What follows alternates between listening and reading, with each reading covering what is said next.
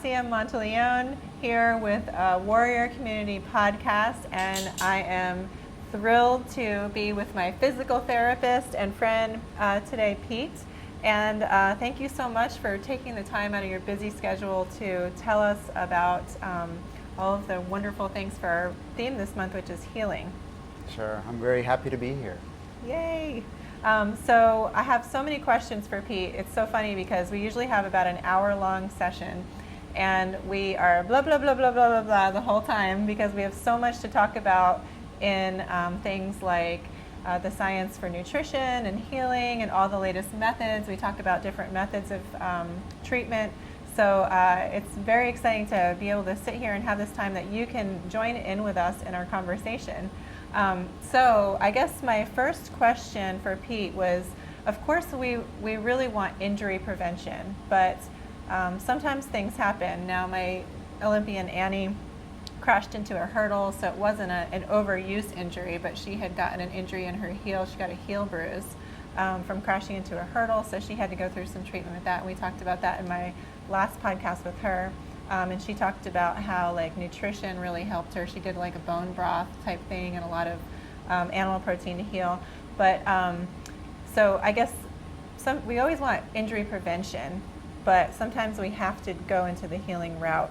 So my first question would be, in healing, are there any types of instances where you find that some people heal more than others? Because you get all kinds of patients. You don't just get athletes, although you have a lot of experience with athletes. We'll talk about that too. There's so much to talk about. But so in your patients that you just see from the general public, what are maybe some markers of people that respond well or heal better, things like that? Sure. For many years when I started my career, we would see older patients in their 70s, in their 80s, and we have been seeing younger patients with chronic conditions. So one of the factors we find that are very high is inflammatory factors. There's a lot of different reasons for that. One of it is in genetics. Lifestyle choices obviously are one of the factors that really play a huge role that we see. Obviously, eating clean foods, getting things like exercise to move your lymph are very, very important. But certain people are definitely much more susceptible to injury. And we see that even in young, we see chronic injuries in 12-year-olds, 13, 14-year-olds. We see a lot of those. So do you think that, not getting too far into nutrition or things like that, but like maybe more like chemicals or processed foods, do you see any trends towards that? Yes, some of the things that the naturopaths are saying is that the young people are weaker than we were, and we are weaker than our grandparents. So there's something called genetic weakening, usually from things like environmental influences and foods. So I think the newer generation, the younger people, have to really stay cleaner and eat cleaner for sure. So that's a good point, because not only are maybe the foods carrying more toxins, but just our whole environment, we keep building up more and more toxins from overuse of plastics, of course, and things like that. There's been a lot of research recently on the compounds in plastics and also things like shampoos, like parabens and sulfates, having negative reactions on hormones. So, and of course children need hormones to develop properly, their bone density and all that stuff. So do you think that it's also, the environment building up as well as the food system? Absolutely. The naturopaths really speak quite a bit about, in our environment, there's so many environmental toxins, it's very hard to remove them, but the people that do well are the people that have their lymphatic systems that move. When you exercise, you have your eliminatory systems working much better. I think in our modern day world, we can't really escape all the toxins and all the things that are going on. But if we have a system that works well, we're going to be a lot cleaner. We're going to have less injury and less problems for sure. Awesome. And what about sleep? That's a big one. I think sleep is underrated as one of the most important things. I'm going to give you a perfect example. I had a patient that worked a night shift that cleaned restaurants and offices at night. She slept, her circadian rhythm was completely off. So she slept during the day, but she'd only sleep 3 or 4 hours. She was what I call a non-healer. I did everything in my power to try to get her to heal, and I couldn't understand why she wasn't healing until I found out about her work status. And I've seen that in my whole career where people that have trouble sleeping are poor healers too. So sleeping is definitely something hugely important for the restorative powers, for the healing powers of our bodies. Cool. So it's neat because you get to do your own like case studies. You see so many patients all the time. So you probably, like me with my metabolic business, I see patterns that develop. So you probably see a Absolutely. lot of patterns with different people and different injuries. And maybe even like older folks having certain patterns of injuries. I'm just curious, are there any particular injuries that maybe like 60 and above have? One of the things that happen as you get older is the collagen matrix in your body starts changing. So without question, as you get older, posture starts to change. There's a lot of changes in the body that make you susceptible. Luckily here in Maui, we have a very active community. We have surfers, golfers, runners, and definitely you're much more susceptible to injury as you get older. But if you do certain things, if you're very active, and you do certain things to get your alignment and your collagen improved, you can definitely go with much less injury. Cool. Well, let's talk about that alignment for a second. And active people as we get older. I'm one of those people. So, you know, when I turned 40, I decided, okay, I want to become a world champion in track. And I think I met you about a year into my training. So I was training for about a year, and I was having a nagging left hamstring issue. Now, one of the things somebody was telling me to do was ice after running all the time, and that was actually making it way worse. Now, of course, I know we wait 4 to 6 hours before icing, and there's still a lot of people who don't believe in icing, but I do believe in ice baths. I don't actually directly ice anymore on anything, but I do love an ice bath, maybe on my recovery day. So I'll train one day, and then the next day I'll take an ice bath or something like that, maybe about once or twice a week. But when I met you, I had this nagging left hamstring. It was almost like a tendonitis. I don't even know what it was. We'll talk about that, but it would just like flare up, and it would almost feel like a cramp, and I couldn't get rid of it no matter what I did. So I ended up meeting Pete, and it turns out that it was not actually really my hamstring really at all. No, it wasn't. Yeah, it was the alignment. The alignment. Right, you mentioned alignment. Yeah, so that's something really interesting that from my background, which I studied osteopathic medicine, is that we're always looking for perfect alignment, which does not exist. But if you're in better alignment, things will always work better. One of the analogies we use is that if you're driving a car and you're going down the road, if it's out of alignment, pulling to the right, you can pull it to the left, you can still drive the car. But if you keep going like that, eventually what's going to happen is the parts, the tires, the tie rods, they're going to start wearing out. So when you're placing a load on your body like Cynthia does, if you're out of alignment, the fascial system, the connective tissue, the muscles will be in a state of dysfunction. And so one of the things we really try to do is to create that alignment so your body can work in a more functional pattern.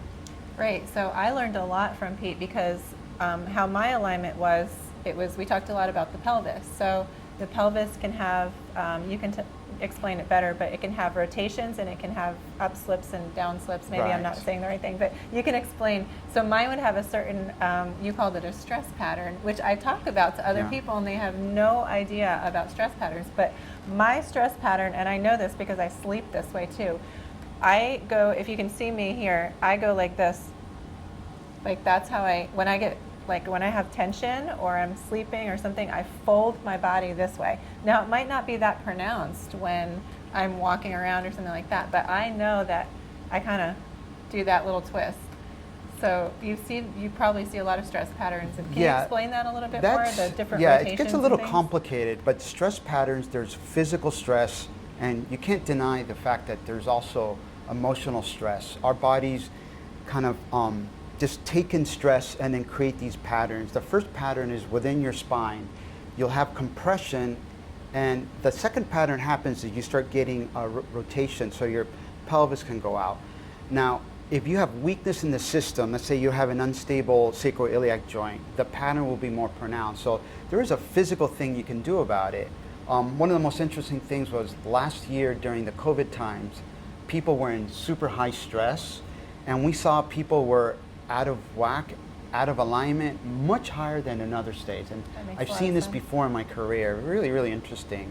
But with you, you had this typical pattern that many people go into. There's like this commonality among us where one of the pelvis can be either in an upslip, a downslip, an out flare, an in flare, or a forward roll. But many people have that pattern that you can correct. So if you assess it properly and you get it aligned, the muscles tensions tend to get much better, and that's what we look at. Right, so I was twisted, and that was basically pulling on my muscle tissue.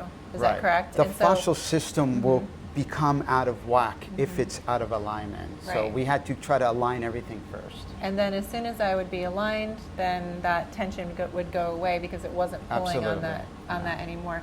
And I also must point out that as I rotate that way, I also run around the track that way. And we did discover that, that was a big factor. When I consistently run on the track around that direction, that tends to happen for me too. So it's something that it's really important if you are sprinting or you're doing any kind of really athletic, hobby, that you get constant treatment. Don't you think that everyone should get some regular treatment? Absolutely.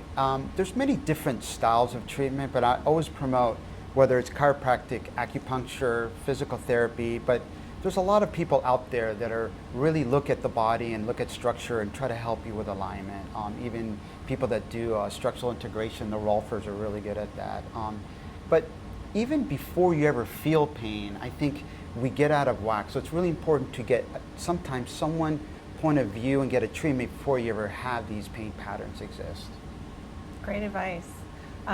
The other thing that would happen with me sometimes is I think my talus or something in my foot would be out. So just fixing my foot alignment would help me all the way up my kinetic chain for certain issues. Yeah, that's a really interesting factor. One of the things that happens in the pelvis is if you have a rotated pelvis, one leg will become shorter than the other. It's kind of an illusion, and it's really funny because in the old days in my career, we would take a tape measure and measure from a bone called the ASAS down to the ankle.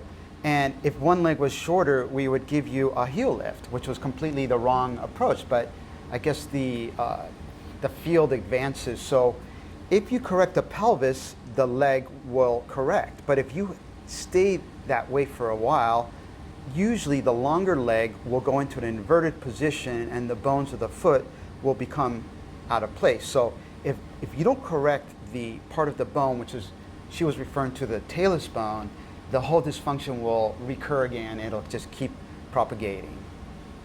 I'm curious your opinion on barefoot shoes, because I have a speed coach, strength coach friend who says that walking around, not exercising or running in them, but like walking around for a certain amount of hours a day in barefoot type or zero shoes really strengthen your muscles and tendons. So we haven't talked about this, so I'm springing this on you. What's your opinion on barefoot shoes? There's two different sides. I think there's merit, and you have to look at everyone's point of view. I think there's a lot of merit in that. In my beliefs, if you have normally your arch in your foot, you have a longitudinal and transverse arch. They act as shock absorbers. So if you have normal arches and you're walking barefoot, you're going to work the intrinsic muscles of the foot. I think that's a great idea. If you're someone that has a no arch or a super high arch, that might work against you. So we do recommend shoes. So it can really depend on the individual, but I do believe we're born without shoes. If you walk in the right area, like in the beach kind of molds your foot. I think that's a great idea. Yeah, see, I do the beach running, so that's kind of where I get my strengthening from instead of the barefoot shoes. But yeah, that's a great idea. If you're able to walk in sand or in the beach, regardless of your arch situation, that should help you because it'll mold to you, right? So I'm kind of in the same opinion because I see a lot of beginning runners where, so they say they want to start sprinting and they wear really low support shoes, but maybe they actually need that support to start with. So I'm a big fan of wearing supportive shoes when you're beginning or general conditioning that will help you keep, I guess, in alignment, essentially, because if you're having, if you're pronating or supinating, then those supportive shoes, according to, your problem, will help you until you're strong enough or you're strength training enough to develop those muscles. And then maybe a barefoot type shoe would help you. But I'm totally in agreement. There's a time and a place for both of those. I don't think sprinting right off the bat. There's one lady that I saw I think she was in her 50s or early 60s, and she had gone from bodybuilding to sprinting, and her trainer, not coach, had her sprinting barefoot on the track.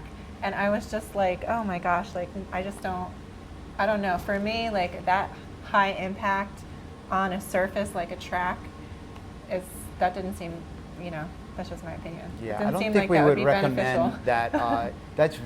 Running is extremely difficult, especially high impact. Sprinting. Sprinting is, yes. The lows must just be unimaginable. Definitely the shoes have improved dramatically during the years. Years ago, I was a soccer player, and the shoes were very narrow, and we used to see a lot of inversion sprains where the foot turns in. But because of the advances in shoes, we rarely see those sprains anymore. We do see them, but not to the level we used to see them back 20, 30 years ago. Well, let's talk a little bit about your experience with athletes, too. You came to Maui from Miami, I believe, right? Yeah. And you were telling me that you saw a lot of athletes there. I did see a lot of athletes. Yeah. I worked in Miami, and when I worked at Baptist Health Systems, I did work with a lot of University of Miami baseball, football players. I did also have some experience where the training facility of the Miami Heat, although I wasn't on the Miami Heat training team, I did get a chance to work on some professional basketball players and a couple times with some professional football players too. Yeah, that's really awesome. So with athletes, you got to try different methods, and was there any particular method that you liked? I think we've talked about like electric stimulation before, and the different. Did you use that there, or? It's funny you should say that. There was. I feel like we had a conversation about that. Yeah, one of the trainers, one of my early mentors, that was a trainer for the Miami Heat, had a huge. He really loved something called microcurrent. Microcurrent is this barely perceptible electrical current. He raved about it. You can barely feel it, so people, when you put it on, they don't feel it, so they don't think it's working. So some people go, well, what is this doing to me? It took me years to appreciate microcurrent, and it wasn't until a few years ago when my twin brother, who's a physical therapist, introduced me to a small microcurrent machine called the Dolphin, and it squeaks like a dolphin, so it has audible and visual feedback. But I've done it on tissues and seen almost instant changes on scar tissues.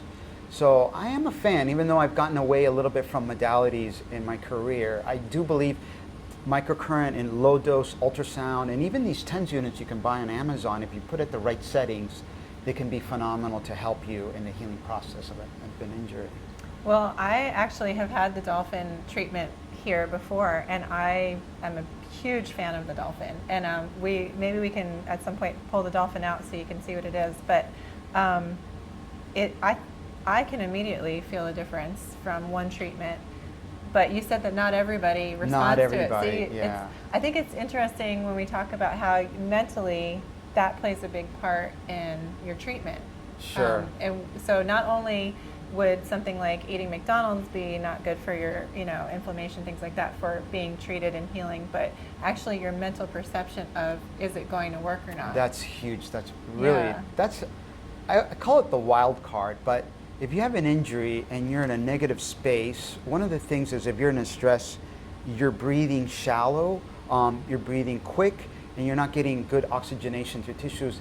And the natural believe that you get acidic. So when you're in an acid environment inside your body, you have higher states of inflammation. But it always holds true that people that are happy, healthy, smiling are going to do incredibly well. And I know you're definitely one of them.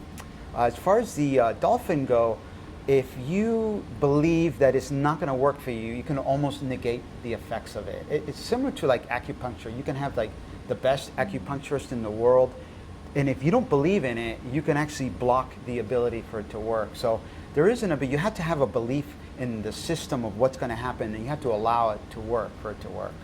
Yeah, that totally makes a lot of sense to me. Okay, so in our community, we have a lot of beginning sprinters, and their main, I guess, like, not complaints, but things that happen, well, all right, back up. I always talk about strength training first. I really am a firm believer in preparing your body, and really I feel like some of the rehab exercises that you do here is just strength training. It's the same thing. It's your strength training, your patients. But I think having a strong base of strength training to come into sprinting or running would be a great idea. And I talk about that in my book a lot, about making sure that you create that base. But sometimes people skip it, or they go through it, or they don't do the proper strength training, and they end up with a calf strain or shin splints. I see, oh my gosh, the high school athletes, they will not run all year, and then come track season, they just start running and they get the shin splints. So we try to do some exercises, like we make them actually tap their feet, start like 50 times, or actually it's like 3 sets of 40, I think, before they practice, just to try to strengthen that. But you know, sometimes going all year round would be better with that.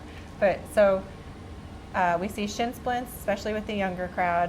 We see sometimes calf pulls, and we see sometimes hamstring pulls. I'd say those are the top 3 things that I see in sprinting when not prepared. So any like advice, and we can show exercises after too if you want. Sure. But that is very important. One of the things that people think that the activity that they do, they will get enough exercise to get strong, and that's not always the case.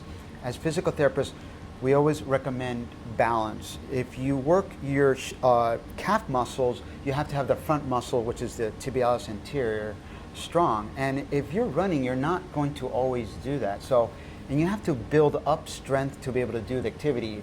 Typically, we see people, surfers and golfers, we do see runners. I mean, it goes across all lines of different sports. You have to have some balance in the body.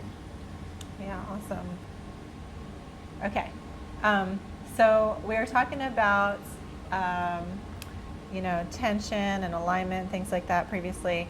I wanted to touch on fascia, and one of my last interviews was with my speed coach friend Dale from Canada, and he talked a lot about, you know, fascia release and things like that, and how beneficial that is for, you know, alignment and things like that. So can you explain, like, basically what fascia is, like, for anyone that just might not even know what that is and how that plays a part? Sure.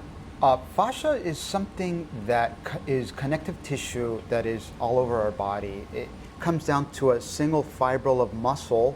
There's connective tissue sheaths around it, to a bundle, to coverings, and it's pretty much all over our body. It's very poorly understood. They've done a lot of research, and they're still finding things about fascia they don't understand. But there's these things called fascial lines. There's a posterior line that'll go from your occiput, your head, all the way down your back, all the way down into the bottom of your foot. So the funniest thing is, I've seen patients in the past do a stretch or work their fascia on their foot, and they're like, my neck pain, it feels a lot better. So really, really interesting how fascia plays a role. It's basically a matrix of web of movement in your body that's always moving in a 3-dimensional pattern. To be optimal, it moves freely in space. One of the things that happens in our bodies is that we stop moving freely in space.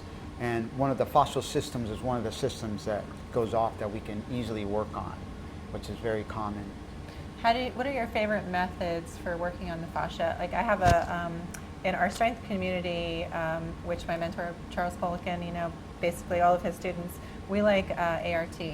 And I know you've done some ART. I mean, I love ART. ART's amazing. I can't call myself an ART practitioner, but I do ART-like techniques because I do believe they're very, very good. I have my active release technique. Right, yeah. There are practitioners in our community that are amazing. I do different techniques. I do incorporate some ART type techniques.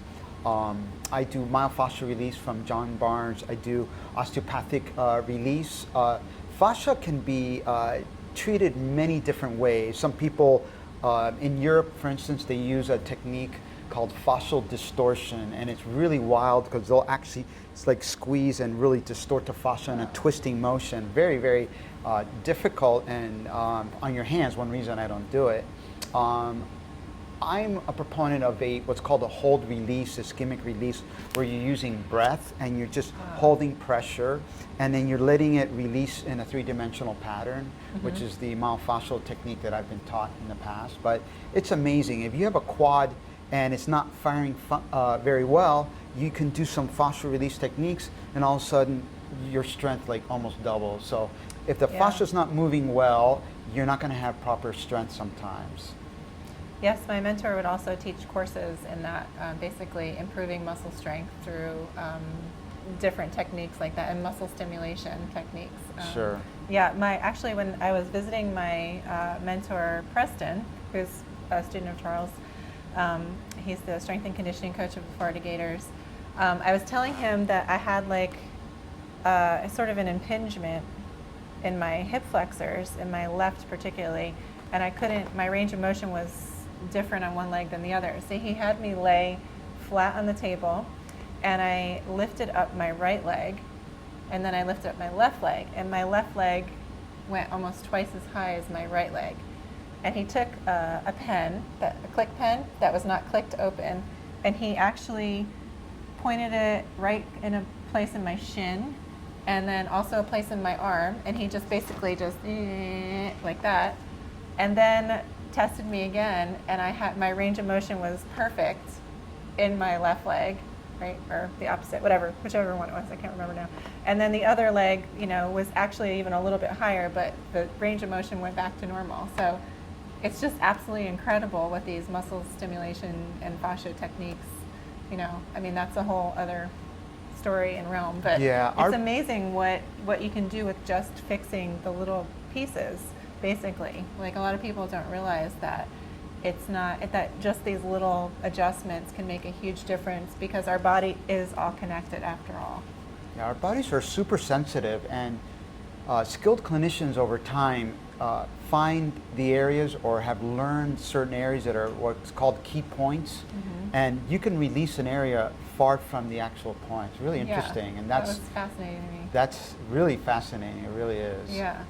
And we'll do a little demonstration where maybe you can just check out my, I haven't seen you in a while. Long time. Yeah, I need to get back in because I haven't been training as much. I just got back into my training. So I'm sure I'm like really out of whack because I'm on my full month of strength training and got back on the track a couple times and beat my body up a little bit. So we can see what you can figure out with my alignment and all that stuff. But I guess I had another question about, you do this technique sometimes with me, and it's usually further in the season when we've gotten mostly the alignment taken care of, and you know everything's pretty much on track. It's like this wave neurological release thing, and I just think that's super fascinating that is a treatment for superior athletic performance. Can you explain this treatment a little bit? Because I can't do a very good job explaining it. Well, but it does feel really nice and relaxing. Yeah, it's very interesting technique that when you first see it, you will wonder, well, what is it? And I'll explain why I got into this technique in the first place. My twin brother, who's a physical therapist years ago, suggested I go to this gentleman called Paul Canale, who was a chiropractor, and he would basically just touch you in certain points, and then he would basically pull away. And when I first went, I didn't get it. My body was like, okay, well, what am I supposed to feel? What's supposed to happen? And I said, this is not for me. This is a bunch of BS. So I went the second time. On the second time that I went, I never told him about a shoulder injury. I had dislocated my shoulder playing tennis, and it hurt for 2 years. It was in a pattern of dysfunction. And after he worked on me, the shoulder kind of started moving on its own. And I didn't understand, but it like healed itself, and I wasn't sure why. But later on, I had the opportunity to learn these techniques and go to this guy, Paul Canale, and found out it's like a reflex that we all have. So if you're ever sleeping at night and all of a sudden a leg shakes, it's just reflexive dissipating of tensional energy. So we're all full of energy, and it permeates us during the day, and that has to be released because we kind of hold it in. Sometimes even these postural, they're called holding patterns.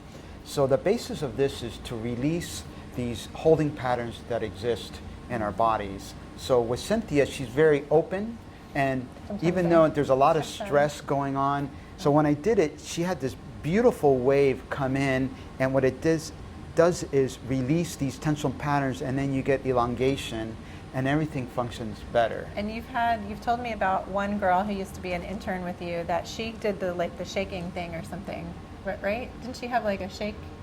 Yeah, at higher levels of this type of technique, the body will actually shake and fasciculate and dissipate the energy, and that builds up in the body. And so that basically helps you with athletic performance because you don't have that tension anymore? Sure, that's exactly what happens. You release some of the angst in your body, because we're all very sensitive and we all hold a lot. Although we don't feel it, we think we're great. There's a lot going on around us, so we hold these tension patterns. They can help release these tension patterns. That's so awesome. I just love that. I feel like that's absolutely part of why I have been so successful in becoming a world champion. You know, I talk about my nutrition, I talk about my running coach and speed techniques, but also this type of thing is why, you know, Pete being on my team and being supportive and so knowledgeable. I didn't just come in to get physical therapy and he said, okay, let's, you know, do this exercise or that exercise and that's it, and then I walk out. Like, he's at the cutting edge all the time, taking new courses. He was just telling me about a new course he took this weekend on the latest techniques. So I get, you know, top of the line, world-class treatment, and eventually he will be at the World Championships with me because it's been delayed a couple of years now with COVID, but we talked about him coming to the World Championships with me and treating me there. I can't wait. That's going to be exciting because all that travel and everything, I end up kind of a little contorted by the time I get there, and then I have to use, actually I can talk about this, one of the techniques you taught me.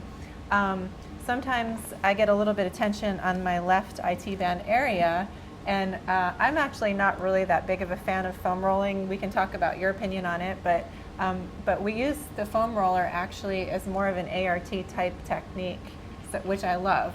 So instead of rolling on the side of my leg, Pete taught me to place it right below my hip bone, right below my hip there, and hold it for up to 30 seconds, and then move it a couple inches down, hold it 30 seconds, all the way down to my knee. And that actually has helped people, I know, like people I've coached, release knee issues. Knees, sure. Yeah, so if their knees are tight, that technique of doing that is almost like an ART type thing because you're using that to hold the pressure on it. And sometimes I even actually bend and hold the pressure, and then I move my leg with it. But, yeah, it's a fantastic thing that, as a therapist, I'm always recommending things to people that they should have at home. I think one of these physio balls, or they originally called Swiss balls, are great tools. I think everybody should have a foam roller. I think they're incredible tools. They're easy to use, and it's basically a form of deep fascial release. The connective tissue on the side of the leg wraps around and connects into the knee through the external fascia of the kneecap. So a lot of knee pain comes from the actual kneecap, and I've seen so many times in my career where we used to release it manually with using deep release techniques with our elbow, very painful, but I teach that if you can release it with a foam roller, people's pain all of a sudden in their knees go away because the patella is tracking laterally from the lateral pull of the fascia. Once you release it, it'll track in the middle, and it's incredible how it takes away a lot of knee pain. Yeah. I'm not really a big fan of like foam rolling before lifting weights or before running or anything like that, like doing a whole body foam roller type thing. I just feel like sometimes you need that elasticity especially for sprinting and things like that. My mentor Charles used to say having intercourse with your foam roller before lifting is not an option. So he always had a delightfully colorful way of putting things so you remember it, because you know, that gives you a little dopamine hit when you're laughing, or something's a little bit like that. But so yeah, I always think about that. Yeah, no, you don't need to do that. But there are certain techniques that will release that tension for a better range of motion and performance. So I think it's different. But techniques like that have helped me when I've gotten off the airplane, or even like you know, lower back sort of foam rolling in the airport in between. Also, I think you had taught me when I'm sitting for so long on the airplane to actually stretch my quads, which relieves that tension, instead of just stretching my hamstrings, which it feels like my hamstrings are really tight, but I actually get up and I stretch my quads, and that relieves all of that tension through my hip area. And we talked about rotating your pelvis when you're sitting in the airplane for travel. That tip came from you. One of the issues that happens when you're sitting for a long time, you'll get very stiff. So I recommend tilting your pelvis back and forth and then side to side to keep things in motion when you're going to be for hours and hours on end on sitting in an airplane. Okay, so speaking of sitting, one of the questions I had for you that a lot of people have asked me, what if I work all day at an office and I have to sit there at the computer or typing? What do you recommend for those people that are in this position all day? That's a big one. That's a huge one. Yeah. One of the things that posture, which is we call forward head posture, also brings your shoulders forward. You become highly susceptible to shoulder impingement, tendonitis, bursitis, and degradation of the cervical joint, cervical pain. Extremely common because we are a society that sits, works on our computers, is always forward rolled. So one of them is getting the range of motion. Part of it is in your back. So even the foam rolling on your back to get thoracic extension would be very useful. Probably the most useful thing is to work on your postural muscles that bring everything back. Try to maybe something like we talked about, some rows, like rowing. If you're, absolutely. You could even like do dumbbell rows, but we talked about bands. You had with bands, we advocate bringing the shoulders back, bringing the scapular back, depending on the condition of the person. But most people, they have weak postural muscles in the back, so we promote a postural alignment through strengthening, and then strengthening with positional holds. Just being aware of your posture is pretty critical too, because if you do all the strengthening and then you go back into this posture, we do recommend sometimes these postural straps that you can buy on Amazon. They're not the end all be all, but they are helpful. I know my wife uses, she's on a computer all day long, and when she's using it, I'm very happy because I can see her posture is much better. It's a big problem in our society. We definitely have to work on these things quite a bit. Well, I like that. I mean, dumbbells are pretty inexpensive if you can find them. Last year there was a little bit of a shortage in most stores, but bands I feel like you can get pretty cheap off of Amazon or something like that, and that would be a really easy, like for someone who's sitting all day, how many times a day or what time of day, what kind of workout would you say for this hold with the bands? I think if you're working during the days, to get up from that chair and stretch into extension. You're in a flex position, you should be trying to extend backwards. So that's the main thing you should be doing. Like once an hour, or probably once an hour is a pretty good recommendation, usually what we recommend. You don't want to be in sitting position for too long. Strengthening should be done minimum 3 times a week, and it has to be consistent to create the change. But even exercise, like I'm a big yoga fanatic, and I do a style of yoga called Anusara Yoga, which is very much into alignment.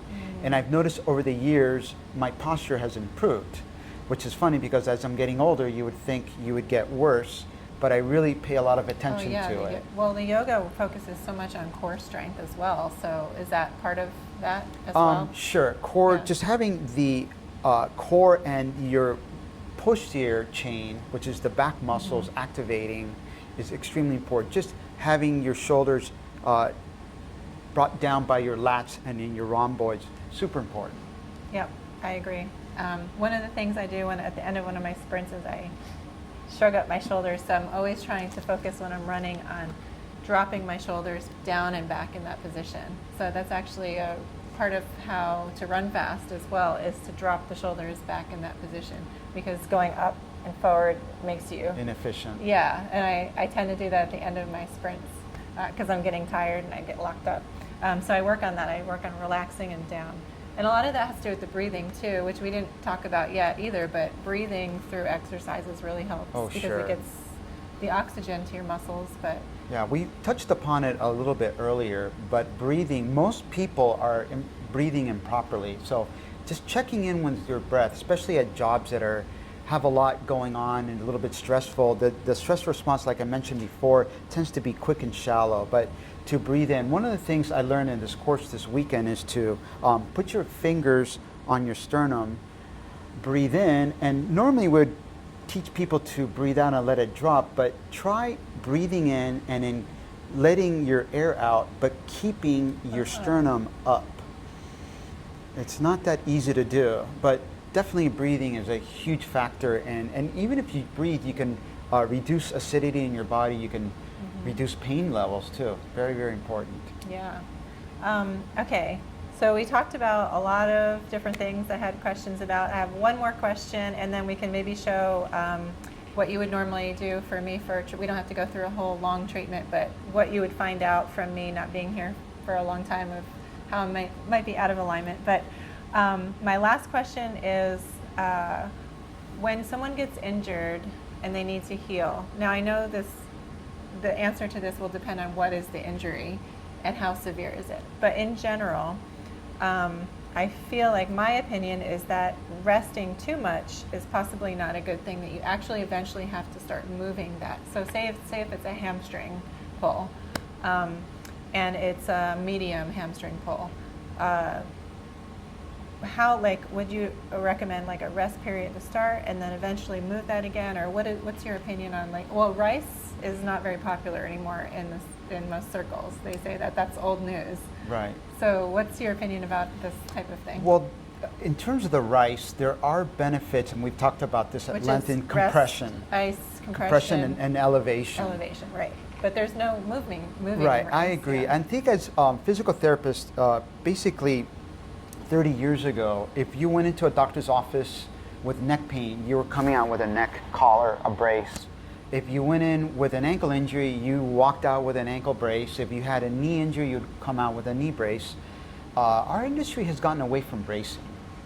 There is definitely, if there's an instability, there's a role for bracing. And I think it might, and we talked about it this weekend in a course that I took, that it might be actually underutilized these days because we have gone to motion. So if there's an instability, and a physical therapist can always help you determine if there's an instability, it may be beneficial to brace. However, as a therapist, I always believe that early movement, early motion is always beneficial, as long as you don't strain the area. If you're in the acute phase, which some people call it there's basically a war going on, a war zone going on, macrophages coming in, there's a lot of cells being eaten.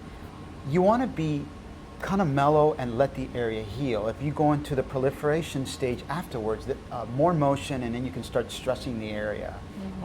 Some injuries So don't keep require re-injuring the area, doing the Yes. same thing you did to injure it.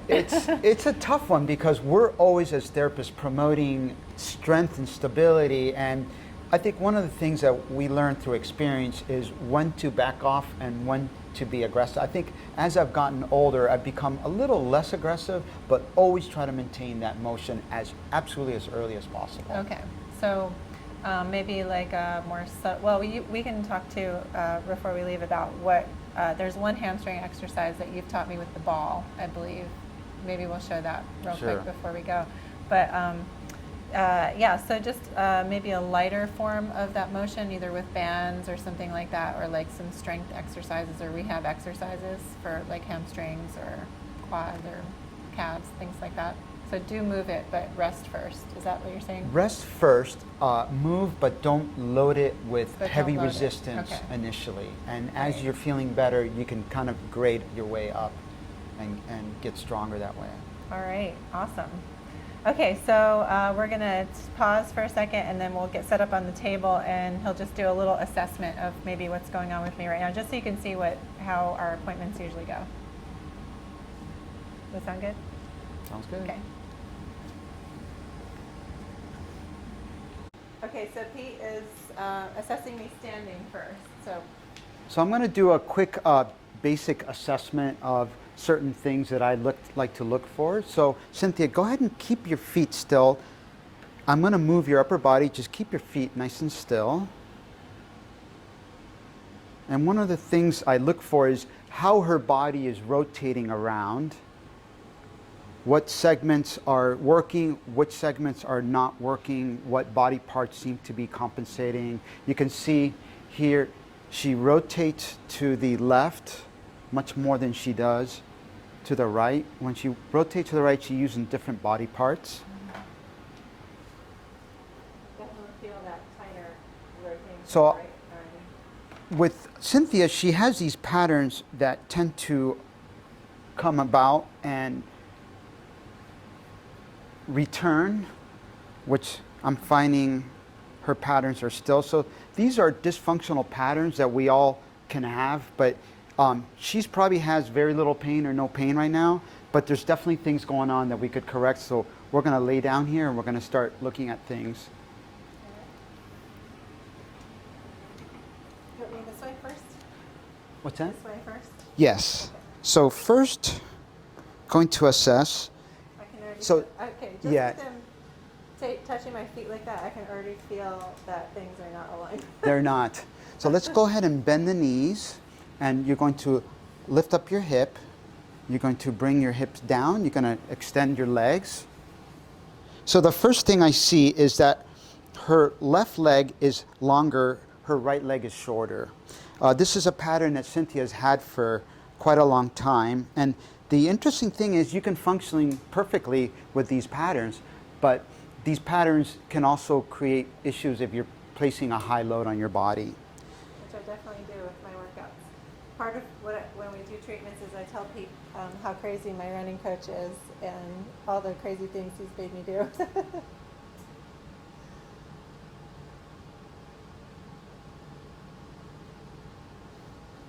So what I'm finding is there's some rotation issues within the pelvis that we've done before. So the first treatment is going to be a very easy treatment that I'm going to do with these blocks. They're called Desjardins or SOT blocks. It's considered a gentle treatment. And we've done this before. We're going to put the blocks to help the body self-correct. Yeah, it feels like my pelvis is not straight. It feels like it's kind of moved a little bit. Right.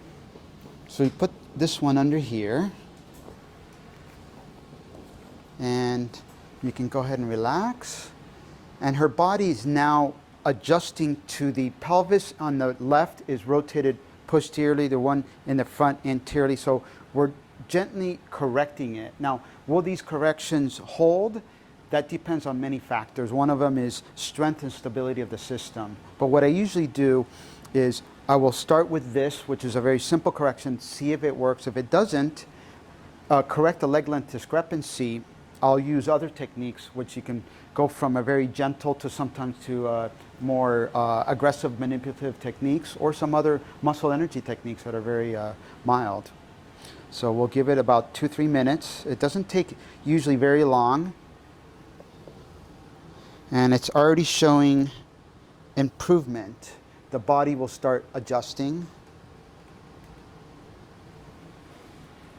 So we'll take these out. And we look, and it's beautiful, 90% corrected. Now, does that mean we stop there? No, we have to go much further into the treatment. Basically, in osteopathic terms, there's still a dysfunction going on here. We corrected it, but there's still some tightnesses that we have to address. So what we're going to do is we're going to do a technique that's going to correct the rest. So you're going to go ahead and push your leg into my chest. And go ahead and relax. Allow me to move you. And go ahead and push again. And relax. So these are called hold relax techniques, muscle energy. You do a resistance, and then after the resistance, there's a reflexive relaxation. You can move the segment, which is your pelvis in this case, to correct. And we'll recheck here.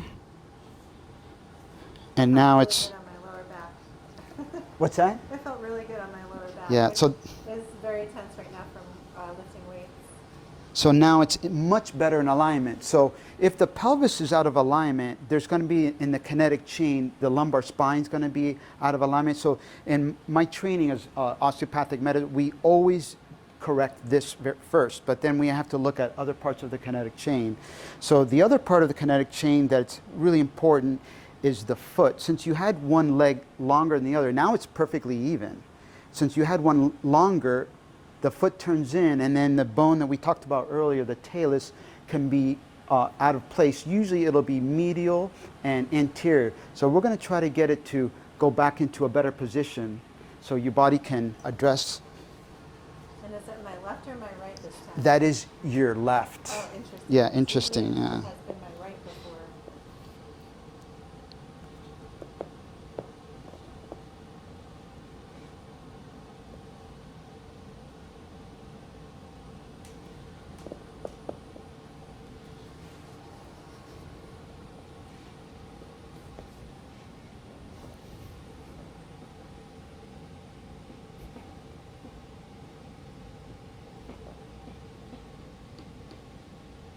So you're gently pushing my bone back in place.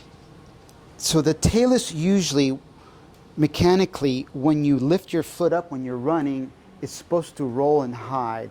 If it's out of position, it's going to disperse energy in a dysfunctional pattern along the leg. So getting it to its proper position is going to allow it to function much better.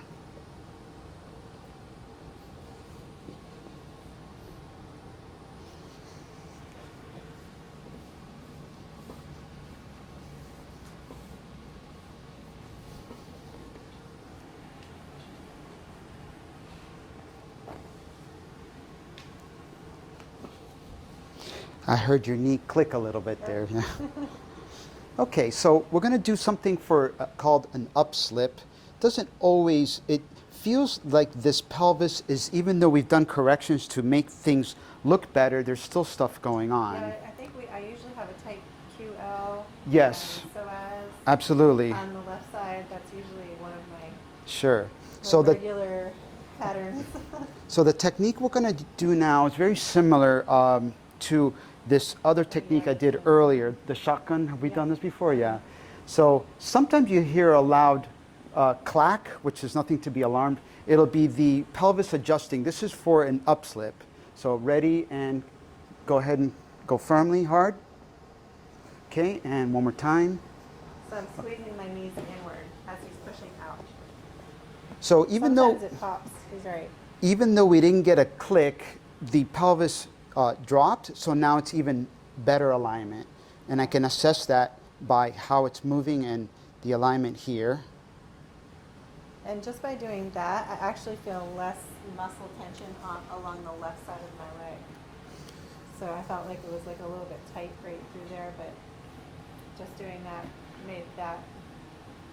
That's that exactly made right. My tension in my muscles. The tension patterns in the leg completely change once you start doing these corrections, which is amazing because some people would do a lot of fascial work and just foam rolling, but if you do these corrections, a lot of times you don't really need to do the other stuff. So we are going to release a little bit some of the connective tissue dysfunctions that you have.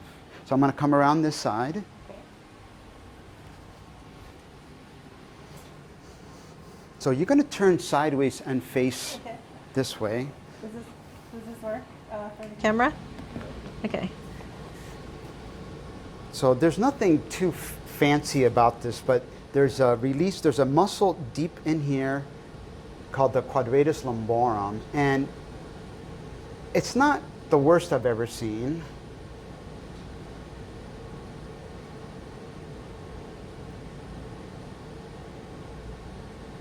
Okay, and we're going to go back to face up. Going to assess. You're going to bring your leg up and We're going to bring, now this leg, we're going to bring it out. So the muscle we're going to release here. So you're pressing on it, and I'm moving it. Okay. And just keep going. Yep. Okay, bring it back in, and bring it out.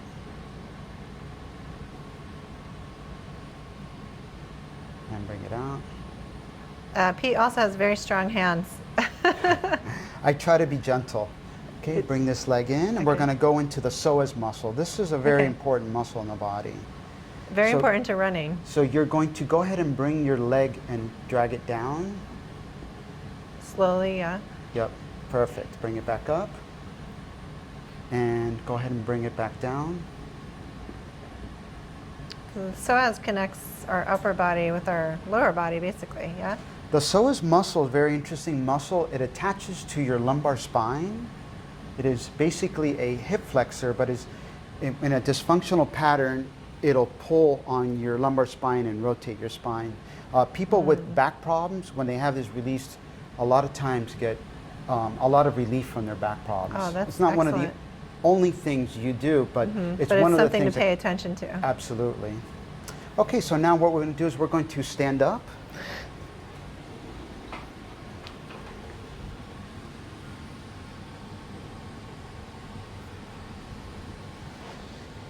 And now from here, she's in much better alignment. Even her shoulder dropped here. Her shoulder was higher earlier. She had a curve in her back, and now that has been almost completely straightened out. She's rotating now extremely well in both directions. Wow. Just from releasing the pelvis and doing a couple of these things. Yeah, I completely feel that difference, especially rotating this way. Yeah. Magician, great job. Thank you.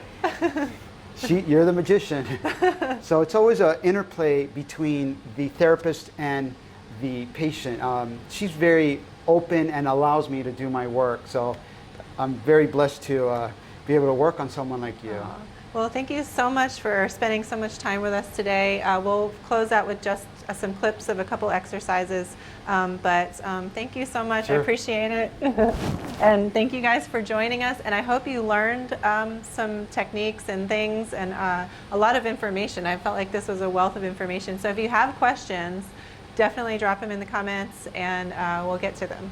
Thank you. Aloha. Okay, Cynthia, so what I'm going to do is I'm going to demonstrate some of the exercises that I advocate for building stability within the pelvis. So sometimes these dysfunctions don't occur if you have a nice strong pelvis and sacroiliac joint. So this is what I call the reverse plank program. I taught this program at a hospital with the post-op lumbar spine surgeries and many different people, and it was very successful. The first one is to come up into a plank and hold it for 1 minute to pre-fatigue pretty much all your posture. That's a long time. It is long. Good thing you're demonstrating and not me. I'd be down in like 5 seconds. If you're not strong, you can always start out with the ball further up. If you're pretty strong, you start out on your heels and you can try to hold it. There's a lot of proprioception and balance and stability that's going on when you do this. Higher levels would be to bring your hands in or even bring your elbows in, which even I have a little bit of trouble with. So you hold that for 1 minute. The second part of this exercise is to come up, hold it, and then to turn to the sides. This will start bringing in your transverse abdominis obliques, different muscles. Your posterior chain muscles are highly active in this exercise here. As you get more advanced, you can bring it out further. When I start with people, sometimes we're only going maybe an inch or two to the sides. A lot of people have trouble doing this one. The third exercise in this series, and it gets a little bit better and a little more difficult, is to bring one leg up and hold. But while keeping your right, absolutely very straight. important to keep the pelvis straight. Okay. What we find is a lot of people, they'll drop one side or they'll have incredible stability. If you see my right side, it feels much more difficult, and that's my weaker side. Okay. And you just alternate. So how many here. sets and reps? I usually advocate 10 to 15 reps. I like to go up really towards the 15. You want to Okay. get to fatigue. To progress yourself with this type of exercise is you come up and you hold it longer. So it's we do promote slow, kind of not really super slows, but you're working a lot of your postural muscles here. So you don't want to go quick when you do these type of exercise. Okay. And then the next one in the series is a hamstring and gluteal blaster. It's hard to do. Is you basically come up and then you dig the heels in. You can see I'm already shaking a little bit. Haven't done this in a while. And then you come out. And then you come in. Is that good for also hamstring rehab? Absolutely. Okay. It's unbelievable. My hamstrings are absolutely on fire right now. They're Wow. amazing for hamstring. I think it's one of the top exercises And for again, with a hamstrings. lot of people, sometimes maybe they can't go to the gym right now or something like that. They can just get a Swiss ball, stability ball, and these are Sure. great exercises to do at home. You can get a ball for $10 on Amazon. Easy to do. Perfect. Yeah. Oh, thank you so much Sure. for showing us those.